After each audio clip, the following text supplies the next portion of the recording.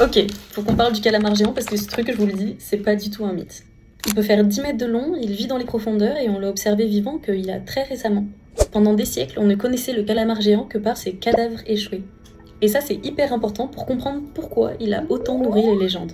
Parce que oui, imagine t'es un marin du 18e siècle, t'as passé ta vie en mer, et un jour, par hasard, tu tombes sur un animal gigantesque, avec des tentacules et un bec énorme.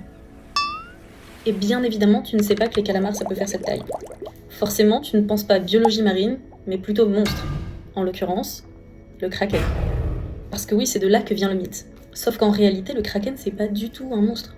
C'est un animal très discret, qui vit à peu près à 1000 mètres de profondeur, là où il n'y a plus du tout de lumière. Et d'ailleurs, pour survivre dans ce noir total, il a développé des yeux gigantesques. Pour vous situer, ils ont des yeux de la taille d'un ballon de basket. Et pourtant, malgré son apparence un peu monstrueuse, on va pas se mentir, c'est surtout une proie. Et son pire ennemi, c'est le cachalot. Donc ouais, au final, le kraken, c'est pas vraiment une invention, c'est juste un calamar géant. Voilà, si ce genre d'histoire te fascine autant que moi, tu peux t'abonner au Café Nemo pour en apprendre un peu plus sur les océans.